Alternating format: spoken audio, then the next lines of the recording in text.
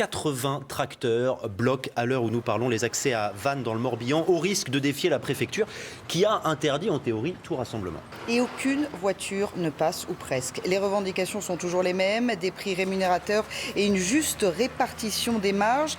Jean-Michel Decaze, vous vous trouvez sur l'un de ces barrages depuis 6 heures ce matin. Le message des agriculteurs est très clair, il s'adresse au gouvernement, mais bien au-delà, il s'adresse aussi à l'Europe alors que les ministres des 28 se réunissent à Bruxelles.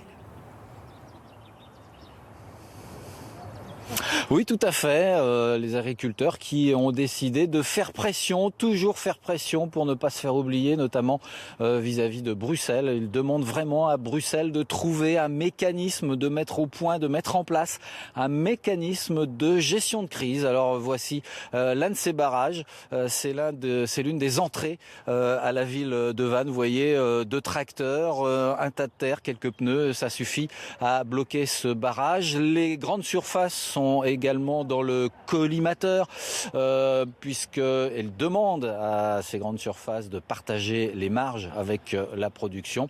Alors les agriculteurs ici ont promis de ne pas entrer dans les magasins, mais le fait de bloquer les accès, eh bien ça prive un certain nombre de ces grandes surfaces de leur clientèle ce matin. Alors ici par exemple, vous voyez, vous avez le Leclerc Drive qui se trouve derrière moi et Carrefour qui se trouve à côté. Ce sont les 2 enseignes principales ici en Bretagne, les 2 enseignes principalement visées. Et donc dans ces 2 magasins ce matin, il n'y a personne. Voilà pour la situation. Il y a 6 points de blocage. Une dernière information, les agriculteurs ont été rejoints ce matin par des ostréiculteurs et également par des commerçants qui bloquent également l'un des 5 ou 6 barrages qui bloquent donc la ville de Vannes.